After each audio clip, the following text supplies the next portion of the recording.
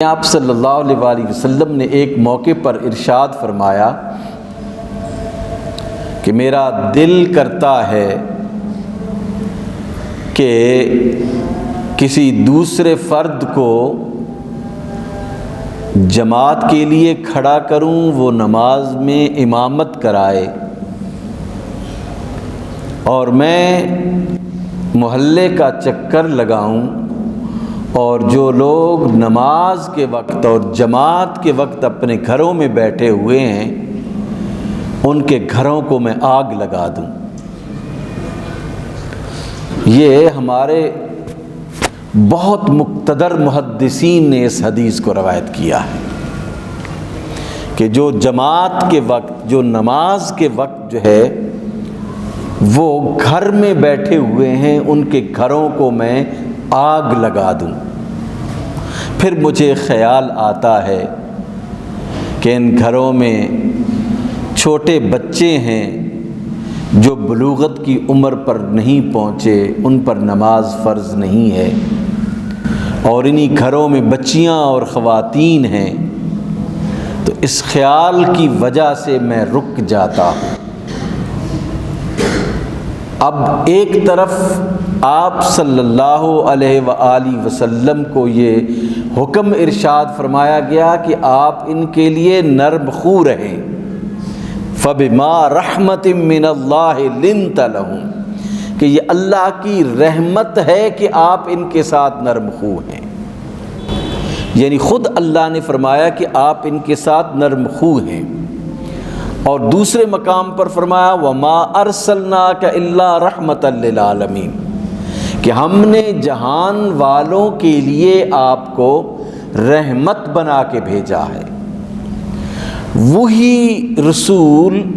جس کو اللہ سبحانہ و تعالیٰ فرما رہا ہے کہ اللہ کی رحمت کے صدقے آپ ان کے ساتھ نرم خو ہیں،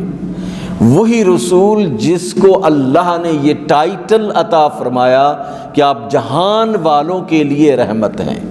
صرف امت مسلمہ کے لیے نہیں بلکہ پورے عالم ہست و بود کے لیے آپ رحمت ہیں۔ وہ یہ ارشاد فرما رہے ہیں کہ میرا دل چاہتا ہے کہ لوگ اگر مسجد میں نماز پڑھنے کے لیے نہیں آتے تو میں کوئی شخص مقرر کروں کہ جو امامت کرائے، اور گھروں میں جا کر اگر مجھے خواتین کا اور بچوں کا خیال نہ ہوتا تو میں ان کے گھروں کو آگ لگا دیتا۔ یہ بنیادی اصول ہیں اسلام کے، جو ان کو وائیولیٹ کرتا ہے، جو اسلام کے بنیادی اصولوں کی پاسداری نہیں کرتا، اس کے لیے کوئی رحمت نہیں ہے۔ اس لیے کہ اگر اس کے لیے آپ وہی رحیمانہ، کریمانہ اور مشفقانہ رویہ اختیار کرتے ہیں تو پھر نسلیں تباہ و برباد ہو جاتی ہیں،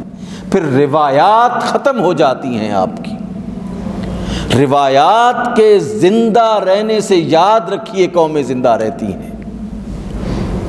ہماری روایت اول دن سے ہی ہے کہ ہم اللہ کے سامنے صرف اللہ کے سامنے جھکنے والے ہیں، ہم اللہ کے علاوہ کسی کو سجدہ نہیں کرتے، ہم اللہ کے سامنے جھکنے والے ہیں، اور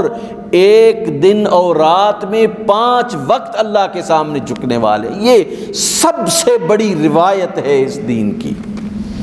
اب اگر اس کو کوئی پائمال کرتا ہے تو اس کے لیے کوئی بھی نرم گوشہ نہیں ہے، اس کے لیے کوئی بھی آپ نرمی جو ہے وہ اختیار نہیں کر سکتے۔ رسول اللہ نے ایسا فرمایا، اور آپ صلی اللہ علیہ وآلہ وسلم نے اس چیز کو یہ قرار دیا کہ یہ حق اور باطل کے درمیان، اسلام اور کفر کے درمیان اگر جو وجہ تفریق ہے وہ نماز ہے، نماز وجہ تفریق ہے کفر اور اسلام کے درمیان، حق اور باطل کے درمیان یہ وجہ تفریق ہے۔ اس لیے یہ ہمارا امتیاز ہے، یہ ہماری روایت ہے۔ اس روایت کو کوئی وائیولیٹ کرے گا تو وہ قابل برداشت نہیں ہے۔